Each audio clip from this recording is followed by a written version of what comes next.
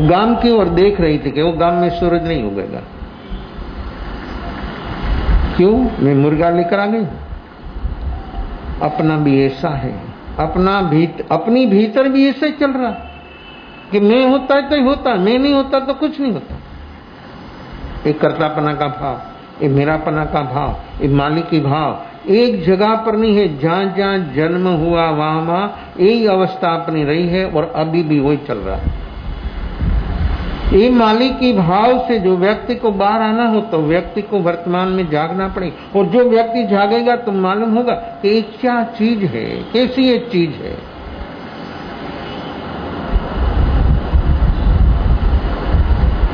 वो आदमी, वो गरीब आदमी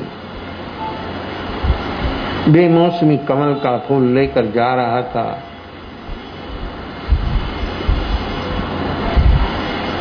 प्रधान का, मंत्री का रथ सामने मिला सुबह सुबह।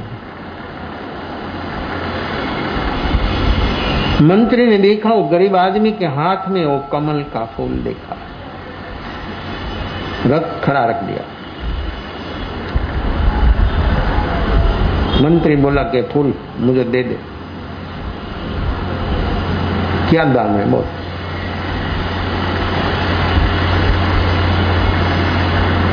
क्या बोलेगा वो? कितना मांगेगा? गरीब क्या मांगता है? गरीब की कितनी पहुंच है? गरीब का मन क्या, अपना मन तो क्या मांगता है? और ये आदमी क्या मांग सकता है?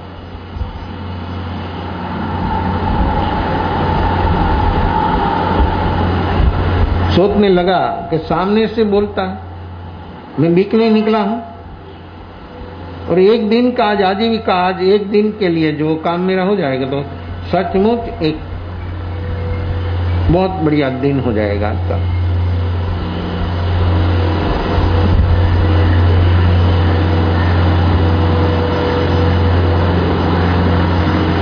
वो बोला 1 रुपया दे दो।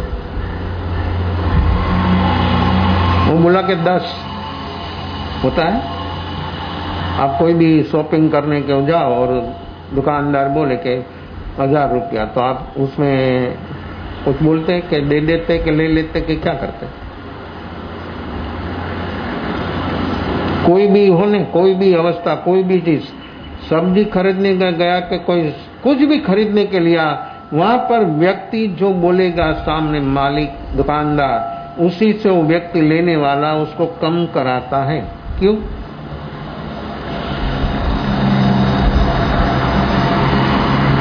किस लिए? लेने वाला को लोभ है और बिकने वाला को भी लोभ है, दोनों को लोभ है। और जहां लोभ आता है वहां सब कुछ, लोभो सब विनाशनो, सूत्र बोलते हैं, मानते हैं, लेकिन उसी से ऊपर उठने के लिए हमने कभी जीवन में प्रयास नहीं किया। कभी। वो तो बढ़ता ही रहता, हर जन्म में उसकी वृद्धि ही वृद्धि हो रही है।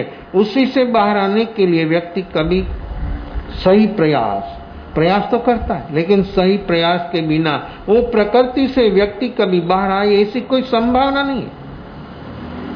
और जहां तक ये लोभ है तहां तक व्यक्ति भिखारी ही भिखारी। अरबों खरबों नहीं, सारा विश्व की संपत्ति मिल जाए तो भी व्यक्ति भिखारी रहता है। भीतर में लोभ ऐसी चीज है, लोभ कभी भी व्यक्ति को शांति से बैठना नहीं देगा, एक क्षण के लिए भी। ऐसा है व्यक्ति के भीतर में लोभ की अवस्था, और बढ़ रहा, गुनाहकार हो रहा।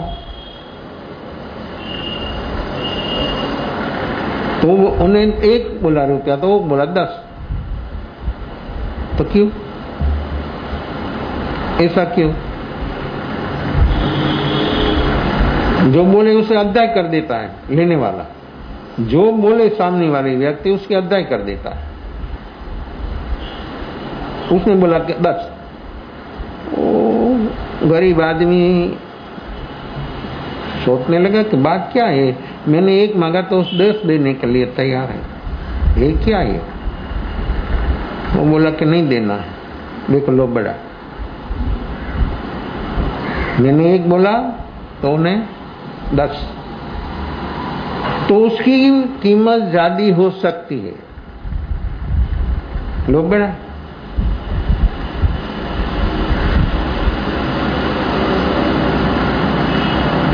मंत्री ने बोला कि 100 रुपया, वो क्या नहीं देना।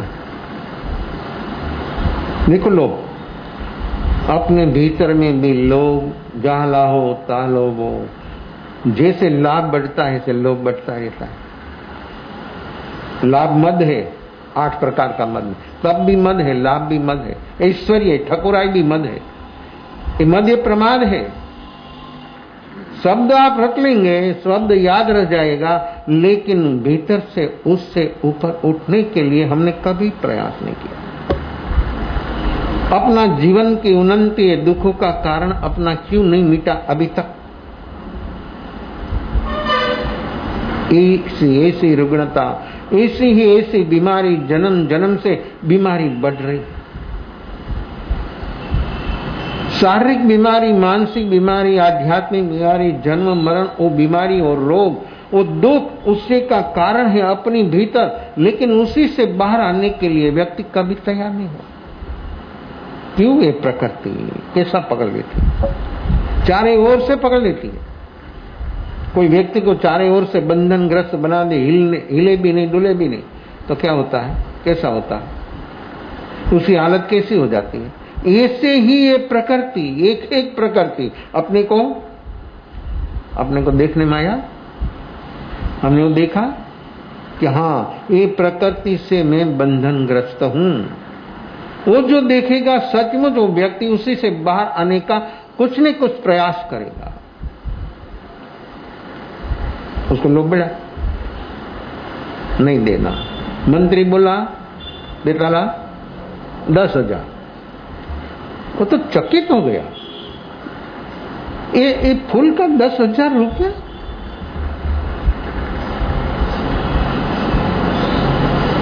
वो क्या नहीं देना। देखो वो फिगर बढ़ाता रहता मंत्री, 10,000।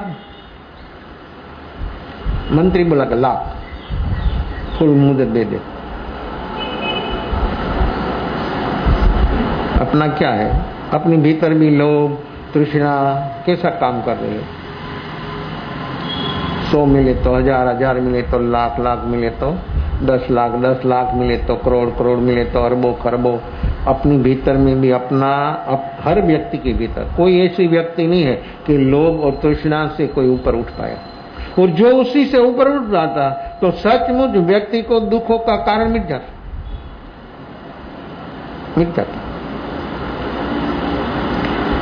वो हिसाब से, वो प्रकृति के हिसाब से व्यक्ति इतना बेहोश है और बेहोशी में दुखों का कारण का गुनाहगार हो रहा,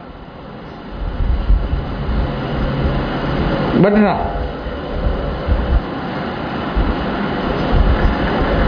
नहीं देना, लाख बोल दिया तो भी नहीं देना। उसने सोचा कि सचमुच कुछ है उसमें, नहीं तो ये एक पैसा कोई नहीं देता। आज मंत्री रथ चलाया, वो भी थोड़ा कदम चला, राजा का रथ आया।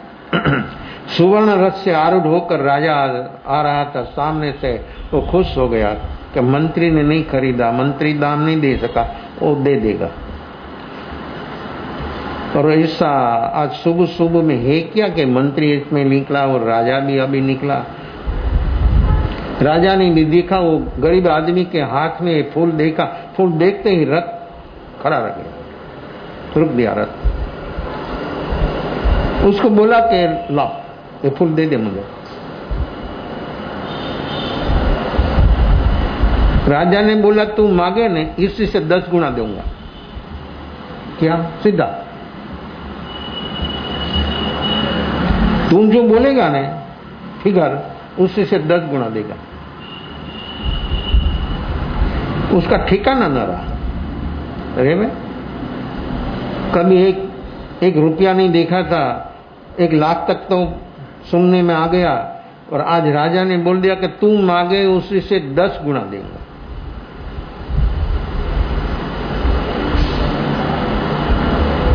सोचने लगा कि क्या फिक्र बोलना, उसको अरबों खरबों बोलना भी नहीं सिखाता, 1 रुपया भी कभी देखा नहीं था।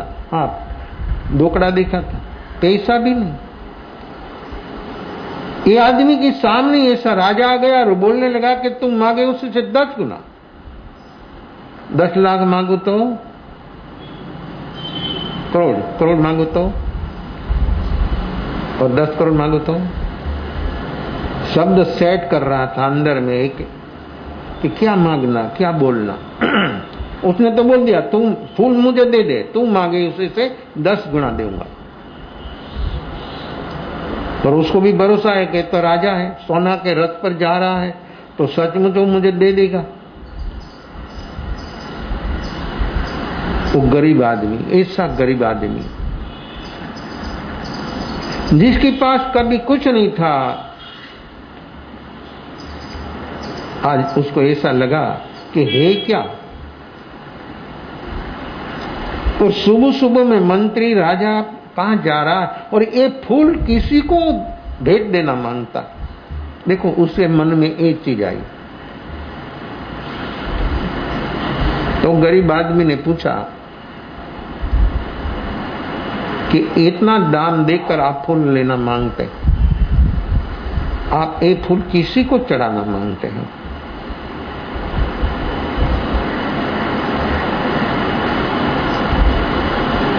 तुमको मालूम नहीं है, जेत वन में भगवान बुद्ध का पदार्पण हुआ है, उसकी चरणों में एक फूल में रखना मांगता। क्यों? कभी किसी ने ऐसा फूल बुद्ध के चरणों में नहीं रख। देखो, वहां पर क्या धर्म क्यों नहीं हुआ, परमात्मा की पहचान क्यों नहीं हुई? ये फूल मैं चढ़ा सकता हूं, मैं उसका दाम दे सकता हूं। मेरा जैसा कोई बुद्ध को ये फूल चरणों में समर्पित नहीं करेगा। वहां पर भी यह प्रकृति अपने भीतर है, देखने में आती है, अपने भीतर देखने में नहीं आती है। बहुत लोगों ने बहुत चीज चढ़ाई होगी, लेकिन ये फूल तो बेमौसमी है, ऐसा फूल तो अभी खिलता ही नहीं। वो कहां से ले आया हो? तो राजा भीतर में सोचने लगा। वो बोला कि तो बुद्ध के चरणों में मैं समर्पित करना मांगता हूं। और राजा ही समर्पित कर सकता है, दूसरा क्या समर्पित करेगा? दूसरों के पास क्या होता है?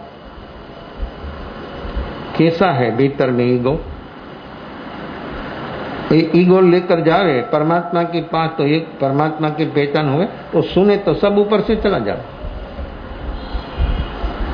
हमारी आत्मा ने भी परमात्मा के सामने जाकर बैठकर बहुत बहुत सुना है, लेकिन भीतर में एक भी बदलाव नहीं हुआ। किसी न किसी प्रकार की मान्यताओं, जकड़ो पकड़ो ऐसे लेकर व्यक्ति घूमता है अनंत काल से। जीव परमात्मा के सामने जो व्यक्ति जाता है वो सरल बन जाए, सहज सरल बन जाए। इतनी सरल व्यक्ति जो हो जावे तो सहजता से परमात्मा के भीतर में जो प्रभुता प्रकट हुई है, वो प्रभुता भीतर खुद के भीतर में प्रकट हो जाएगी, वो निश्चित है। लेकिन जो व्यक्ति सरल बनेगा, सहज सरल बनेगा, जहां पर वक्रता है, जहां पर कठोरता है, जहां पर विषमता है, वहां पर कभी भी परमात्मा तक पहुंचना, परमात्मा तक तो पहुंच गया, पहचान नहीं हुई, नहीं होगा, कभी नहीं होगा। इसलिए तो अपना अनंत अनंत जन्म चल रहा है, हमारे से चल रहा है।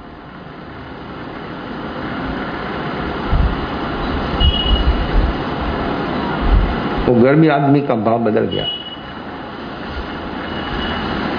कि इतनी कीमत चुकाकर ये फूल बुद्ध को समर्पित करना मांगता है, तो मैं क्यों नहीं दे सकता? देखो ये भाव, कैसा भाव? जो एक खरीद कर दे सकता है, मुझे तो सहज मिल गया है, तो मैं क्यों नहीं चढ़ा सकता? भाव देखो, ये सरल, ये सरल, ये सरल सरल, अति सरल बन छोड़ कपट अभिमान। जहां तक व्यक्ति के भीतर में ऐसा कपट अभिमान रहेगा, तहां तक व्यक्ति कभी भी परमात्मा की पहचान नहीं होती। भाव बदल गया। राजा को बोल दिया, गरीब आदमी ने कहा नहीं बिकना, 10 गुना नहीं, सारा राज्य दे दो तो भी नहीं बिकना। कहां से आई हिम्मत होती है? ऐसा मौका आने पर इसी हिम्मत व्यक्ति को क्या किया उस आदमी ने? उसकी परिस्थिति कैसी थी? तो राजा से 10 गुना नहीं, अनंत गुना व्यक्ति उदार हो गया। राजा तो भिखारी ही भिखारी रहता, सभी को ले लेता, सभी को ले लेता। वर्तमान जो मिनिस्टर लोग हैं सभी का खा जाता, सभी का खा जाता। सबसे भिखारी जो हो तो वो लोग, चाहे इसी व्यक्ति उस सामने से कुछ नहीं वो लेने के बिना छोड़ता ही नहीं। कैसी है इन लोभ की प्रकृति? भीतर में क्रोध है, मान है, अपनी भीतर भी वही बैठा, अपनी सामने निमित्त आए तब मालूम होता कि मेरी भीतर प्रकृति क्या काम कर रही। वो आदमी ने बोल दिया कि नहीं बिकना है, रात दे दो तो नहीं देना। कैसा उदार हो गया? जो आप चढ़ा सकते तो मैं क्यों नहीं चढ़ा सकता हूं?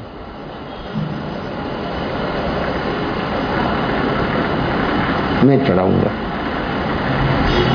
राजा परेशान हो गया, उसका ईगो को चोट लग गई, बहुत बड़ी चोट लगी।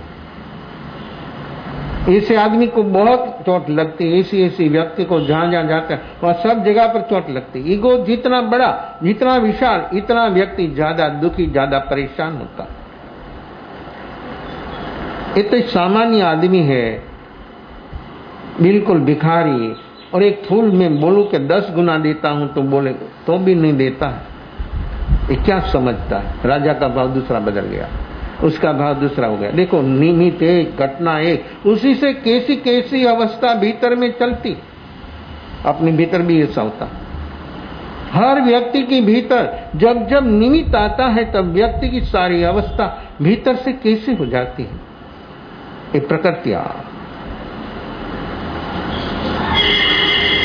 मैं सत्ता से, कायदा से उसको मैं ले सकता हूं। देखो भाव हो गया। कोई व्यक्ति सहज नहीं माने तो व्यक्ति को सत्ता से, कायदा से परेशान करना जो व्यक्ति किसी को मांगता है, तो हर हालत में, हर संयोग में, बात बात में, एक एक प्रवृत्ति में, कदम कदम पर व्यक्ति को दुखी बनाना मांगता है। और भीतर खुद दुखी है, वो दुख दूसरों को पर डाल देता, थोप देता। ये प्रकृति, अपनी भीतर रही हुई प्रकृति का काम वही प्रकृति जहां तक अपनी भीतर रहेगी तहां तक अपनी हालत भी ऐसी ही रहेगी। राजा ने रथ चलाया, राजा के रथ के पीछे वो हाथ में फूल लेकर वो आदमी भी चला। पहुंचा, हजारों लोग बैठे थे। बुद्ध का भिक्षु भी 10,000 भिक्षु और पब्लिक। राजा का धर्म सभा में प्रवेश हुआ बाहर से। हमारा धर्म सभा में प्रवेश नहीं हुआ है, शरीर का होता, मन का ही नहीं होता, तो आत्मा का कैसे होता? कभी नहीं प्रवेश हुआ। जहां तक ये मान्यता, आदत, बेहोशी जहां तक रहेगी तहां तक व्यक्ति का विभाव में प्रवेश है, विभाव में रहता है, विभाव में जीता है, और विभाव ही वृद्धि हो रही है। स्वभाव में आना है तो विभाव से बाहर आ जाए, विभाव को छोड़ दे।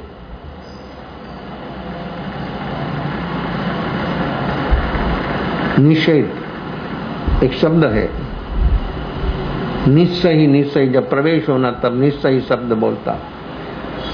कौन मालूम क्या शब्द, क्या अर्थ, क्या अपने अर्थ के शब्द के साथ लेन देन।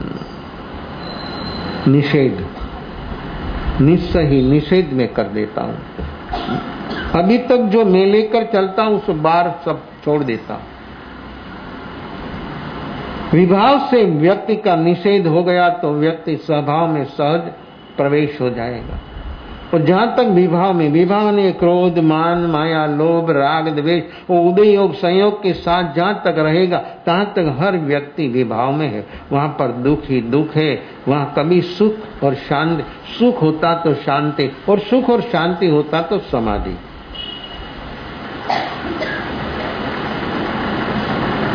समाधि वो तो एक जबरदस्त उपलब्धि। समाधि पहुंचने के बाद वापस लौटना नहीं होता। ध्यान भी साधन है, साधन से तो वापस लौट जाता, साधन छूट भी जाता। साध्य तक पहुंच गया तो साधन छूट जाता। आप मंजिल पर गए, सीढ़ी से, लिफ्ट से, स्टेशन आ गया, फिर आप सीढ़ी पर, पायरी पर खड़ा रहेंगे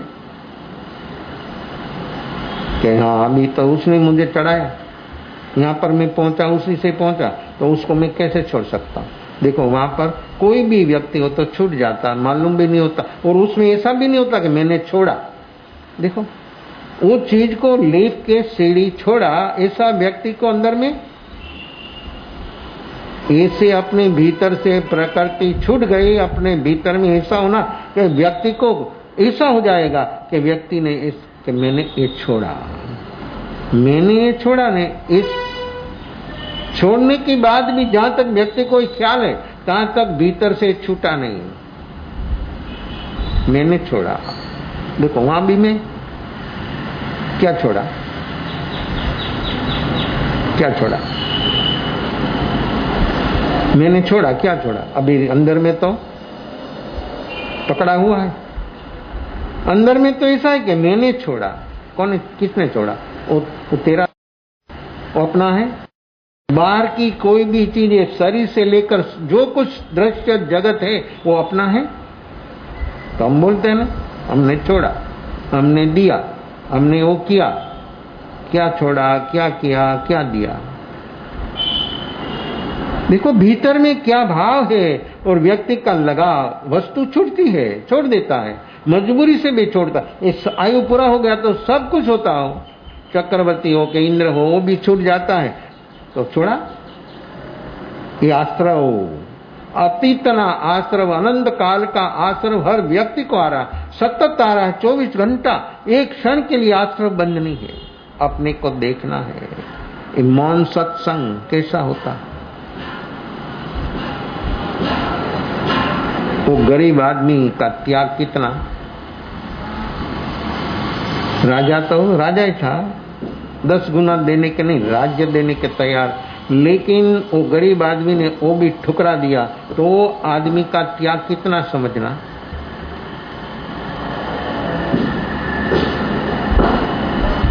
तो सही अर्थ में सम्राट तो वो तो भिखारी।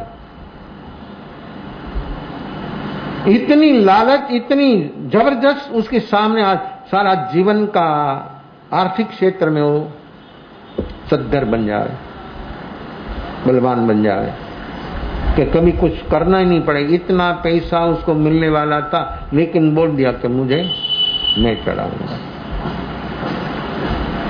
तो आदमी ने लोभ के पर कैसा विजय प्राप्त किया, वो व्यक्ति कैसा भावुक हुआ, ये व्यक्ति के भीतर में भावना कैसी समृद्ध हुई। ये भावना से वो व्यक्ति के भीतर में देखो अभी क्या घटना घटती है, कैसा होता।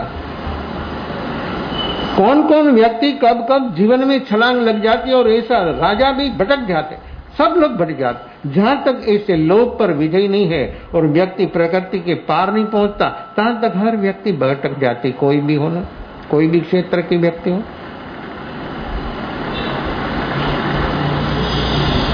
राजा का प्रवेश हुआ तो रस से पहुंचा, जल्दी पहुंच गया।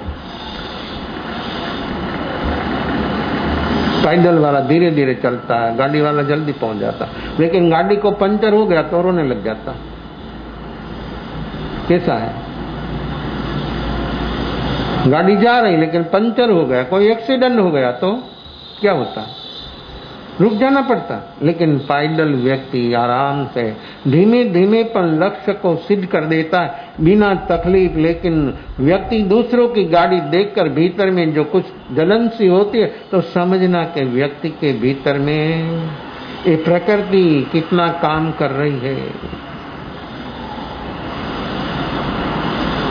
एक एक चीज को, एक एक अवस्था को अपने को देखना है, देखना सीखे। अपनी वर्तमान अवस्था को जो देखना सीखेगा जल्दी से जल्दी बाहर आ जाएगा। भीतर देखना मेरे मन में क्या हो रहा, निमित्त आने पर मन में क्या हो रहा। ये भिखारी, एक बिल्कुल गरीब आदमी ऐसा निमित्त आया, अरबों खरबोपति होने का निमित्त को ठुकरा दिया। कितना उदार, कैसा लोभ पर उसके विजय पाया। सामने से मिलता था, कोई करना नहीं था। वो बोले कि तू बोलिस 10 गुना, तो देने को तैयार था राजा। और राजा को भी ऐसा था कि मुझे ये चढ़ाना है, दूसरा नहीं चढ़ा सकता, मैं कर सकता हूं।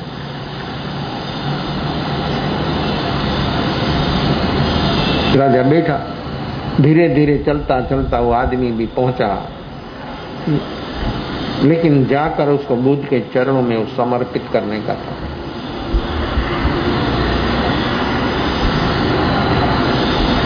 ऐसी व्यवस्था थी। राजा तो जहां जगह मिली वहां बैठ गया और वो धीरे धीरे धीरे धीरे जो रास्ता उसने देखा और रास्ता से बुद्ध जो बैठा था सिंहासन पर पहुंच गया उसके सामने, हाथ में कमल और ऐसा प्रणाम किया। बुद्ध को कमल समर्पित कर दिया। बुद्ध उसको देखता रह गया, ऐसा देखता था, ऐसा देखता था। ये आदमी कितना उदार है, वो आदमी कितना सरल है, ये आदमी राजा भिखारी है, ये आदमी कितना सरल उदार, जिसने भीतर से इसे एक लालसा, एक तृष्णा छोड़ दिया और एक फूल लाकर मुझे अर्पण कर दिया। बुद्ध भी वो फूल हाथ में लेकर अवाक हो गया, मौन हो गया।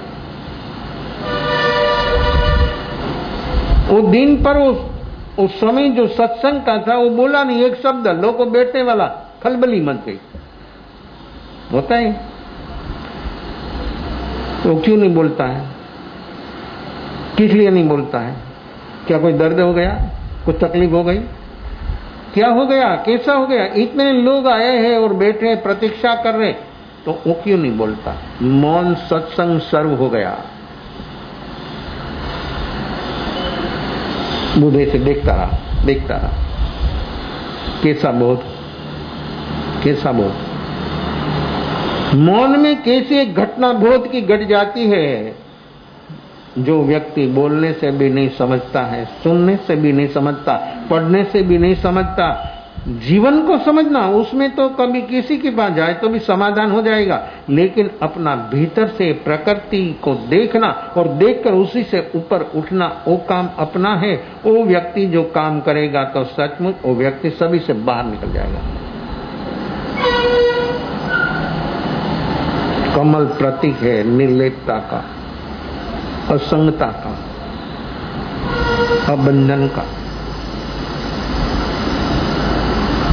निर्मलता भी है, पवित्रता भी है।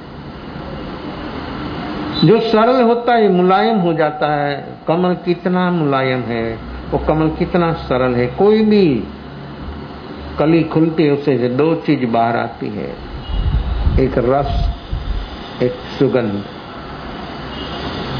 सुगंध तो कितनी दूर दूर दूर हवा के माध्यम से हवा पर सवार होकर पहुंच जाती, और मधुमक्खी और भ्रमर तक पहुंच जाती है, वहां पहुंच जाता। उसी से रस जो है, और रस मनुष्य को देखने में नहीं आता है। खुला फूल देखे टूट लेता है, बहुत अच्छा नहीं टूट लेता, उसमें रस वो मधुमक्खी ले लेती है। सब रस इकट्ठा हो जाता तो क्या हो जाता? शहद हो जाता। देखो कैसा, किसी एक चीज हो जाती है, सभी चीज इकट्ठी कर देते हैं इसे, लेकिन मनुष्य करे तो नहीं होता, वो भी समझे। फूल ने देखा, हर मनुष्य कमल होने के लिए जन्म हुआ है, अपना जन्म हुआ है कमल होने के लिए।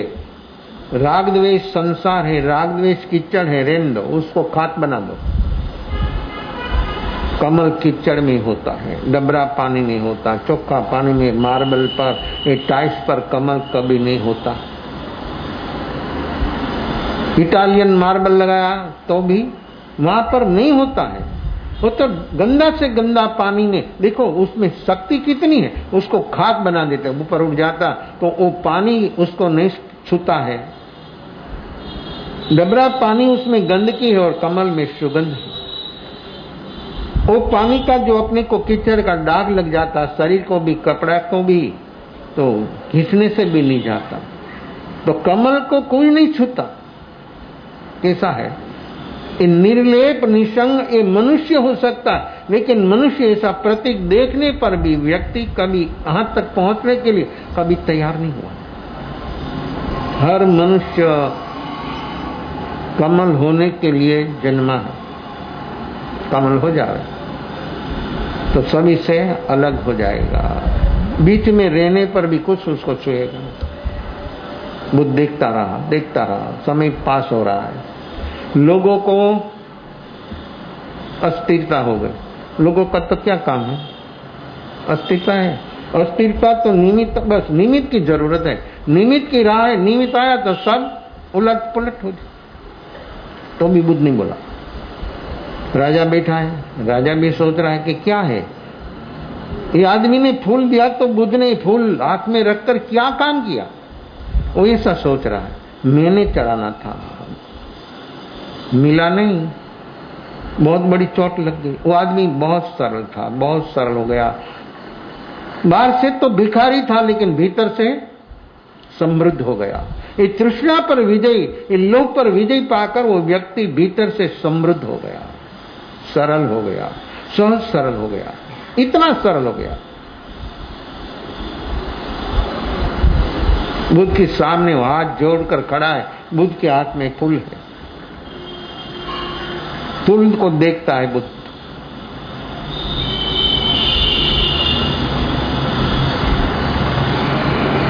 पब्लिक तो पब्लिक है, क्या करना क्या कर रहे हैं। वो जो आदमी थे उसने जो फूल चढ़ाए उसे आंखें से आंसू बहने लगा। इतना सरल हो गया, इतना सरल हो गया। बुद्ध की प्रभुता देखकर भीतर में खिली हुई परमात्मा की एक लहर उसके जीवन में चोने लगी। देखो, जब व्यक्ति सरल होता है तब ये घटना घटती। वो भी अवाक हो गया, आंख से आंसू बहने लगा, हाथ जोड़कर खड़ा है। लोग सब देख रहे कि है क्या ये।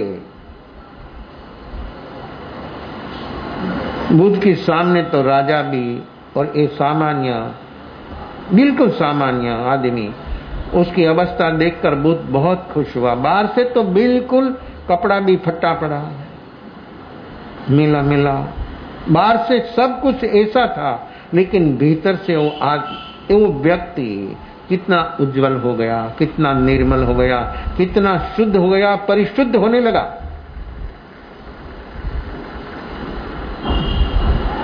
मेरे फूल का स्वीकार किया। कोई देने वाला देता है, देना मांगता है, लेकिन लेने वाला बोलता कि जरूरत नहीं, क्या करोगे,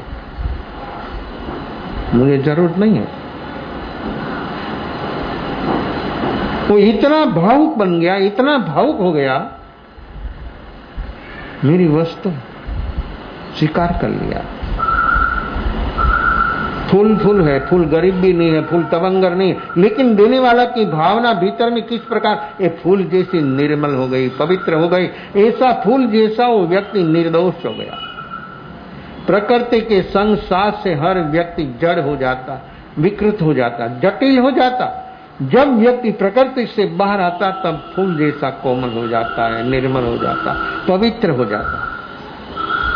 उदयोग संयोग से व्यक्ति बाहर आ जाता है। ऐसी है व्यक्ति की भीतर की अंतर अवस्था।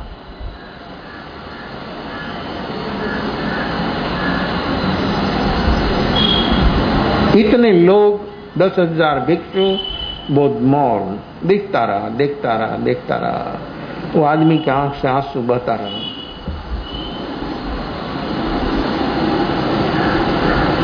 बुद्ध के पहुंचे हुए बहुत शिष्य था, बोधिसत्व, बोधि धर्म, कात्यायन, मंजूश्री, ऐसे पहुंचे बहुत बहुत शिष्य था। उसी से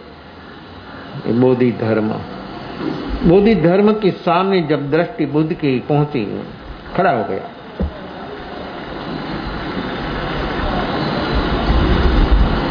सामने जाकर हाथ जोड़कर खड़ा रहा। बुद्ध ने वो फूल बोधि धर्म को दे दिया। इतने हजार लोग बैठे थे, 10,000 भिक्षु, दूसरा तो सैकड़ों नहीं हजारों। वो दिन एक बोधि धर्म के भीतर में घटना घटी हो रही। ये फूल जिसने दिया, वो व्यक्ति धर्म, कर्म, पुण्य, पाप कुछ जानता नहीं था, कुछ मानता नहीं था, लेकिन आज पहले दिन परमात्मा का दर्शन हो गया और तृष्णा से ऊपर उठ गया, लोभ का विजय हो गया। उसके भीतर में वो व्यक्ति ने कितना समर्पण कर दिया, उसका सर्वस्व समर्पण कर दिया। राजा तो सिर्फ फूल चढ़ाना मांगता था, वो भी खरीद कर, और उसमें भी ईगो कि मेरा जैसा कोई नहीं चढ़ा सकता। और सही बात तो वो दिन कोई ऐसी कोई चीज नहीं लाया। वो गरीब आदमी, वो गरीब नहीं रहा, बाहर से गरीब रहा, लेकिन जिसे से जन्म मरण चल रहा है, वो जन्म मरण का कारण उसका खत्म। देखो कैसे हुआ ये काम, कैसे हुआ, उसने क्या काम किया। वो तो खड़ा था देखकर लोभ और तृष्णा पर विजय। ये अनंतानुबंधी का लोभ, ये अनंतानुबंधी का क्रोध, मान माया लोभ, उसी से आप कुछ भी करो, लेकिन उसी से हम जहां तक ऊपर नहीं उठ पाएंगे तहां तक ये दुखों का कारण कैसे मिटे। ये दुखों का कारण मिटाना, और दुखों का कारण मिटता है तभी उसी का, कि जो व्यक्ति इतना सरल, और सरल तो वही होता है जो प्रकृतियों से ऊपर उठ जाता है।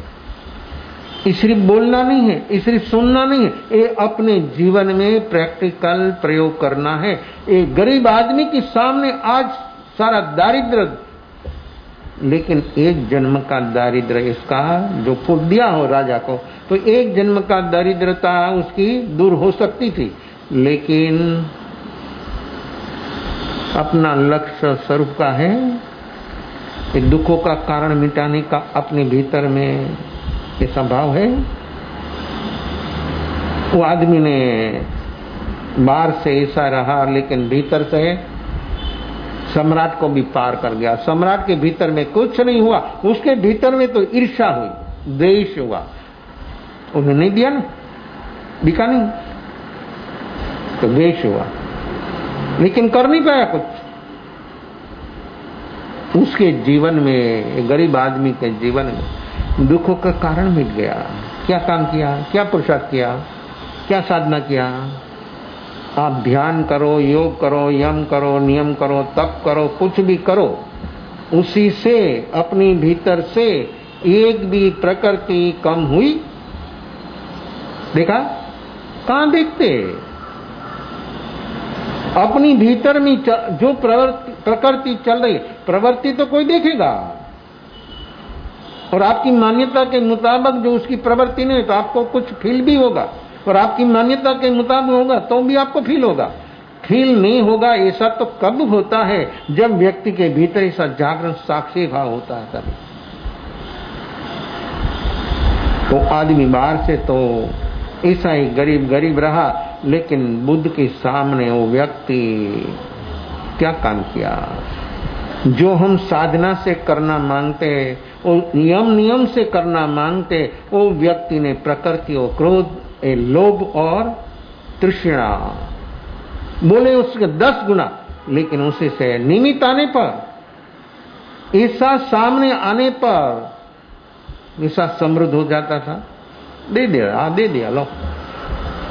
1 करोड़ मांगता तो 10 करोड़, और 10 करोड़ मांगता तो 1 अरब। लेकिन लोक पर विजय, उसका नाम साधना। तभी तो बुद्ध की ओर चल पड़ा, तभी तो निर्मल हुआ, इतना सरल हो गया और आंख से आंसू बहने लगा। एक शब्द बोलने की जरूरत नहीं रही। ये मौन सत्संग वो दिन इस सभा से सिर्फ वो गरीब आदमी तबंगर से तबंगर सबसे बड़ा हो गया और बुद्ध ने उसको प्रमाण पत्र दिया गया कि उसने पा लिया। राजा सोचने लगा कि ये क्या, ये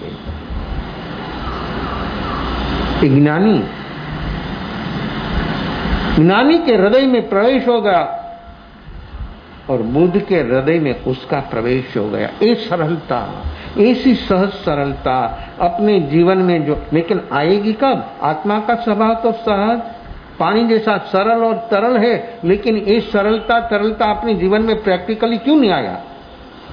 अनुभव में क्यों नहीं आती? बात में टेढ़ा मेढ़ा पड़ा क्यों आ जाता? ऐसा क्यों हो जाता है? कोई भी बात हो, घर में हो, बाहर में हो, बाजार में हो, क्यों होश नहीं है? जो होश व्यक्ति के पास होता है तो व्यक्ति सचमुच ऐसा सरल ही सरल रहता, उसके जीवन में कोई तकलीफ नहीं होती। लोक पर विजय। तो अपना काम भी आप कुछ भी करो तो अपने भीतर में ये अनंतानुबंधी क्रोध, मान, माया, लोभ, वो भीतर का परिग्रह है। मालूम है आपको? आपके पास अरबों खरबों तो बाहर का परिग्रह है। भीतर में परिग्रह जहां तक उसी से व्यक्ति बाहर नहीं है, तहां तक भाव प्राण की दया संभवित नहीं, कभी संभवित नहीं। अपना प्रश्न है नहीं, समय तो हो गया। आत्मा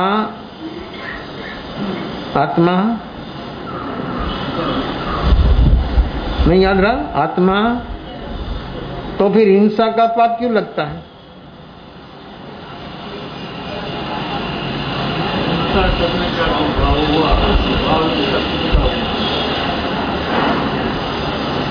आत्मा अजर अमर, तो फिर अपने को हिंसा का पाप लगता है। और 12 व्रत श्रावक का, उसमें पहला ही पाप, पहला ही व्रत प्राणातिपात, 18 पापस्थान, उसमें पहला ही पाप हिंसा। कैसे? जवाब लिया ना?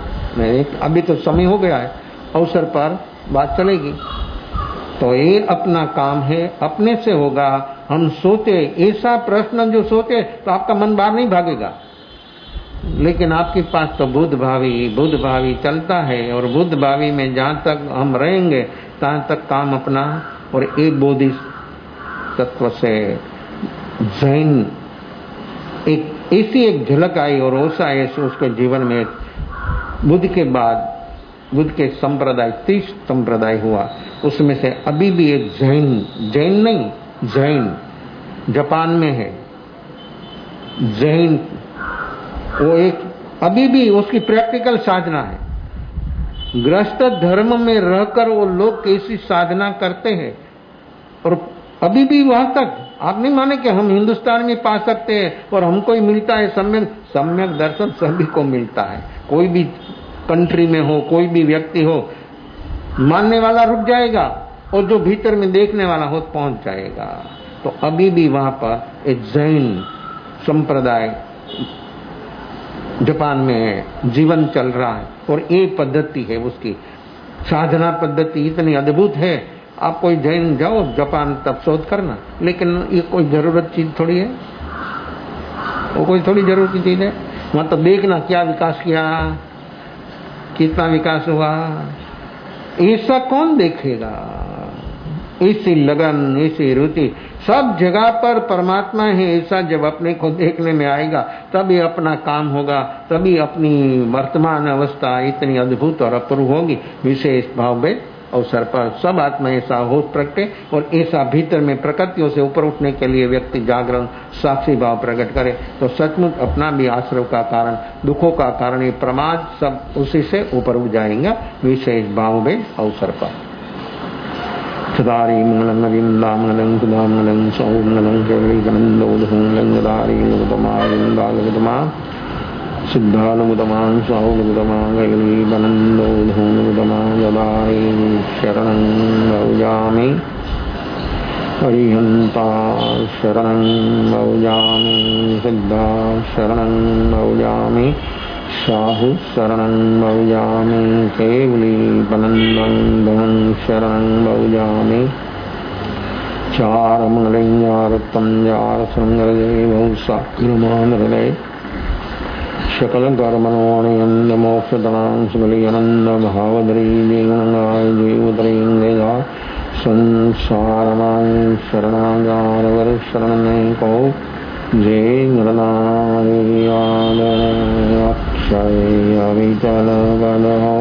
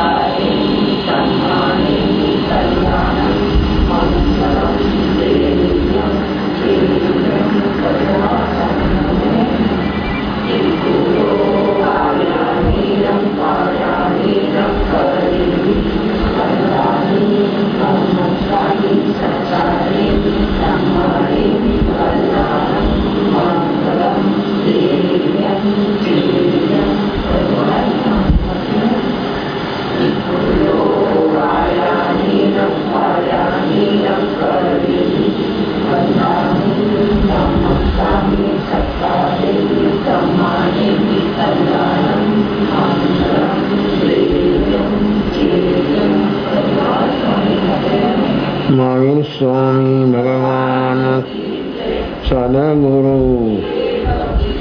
चतुर्वेद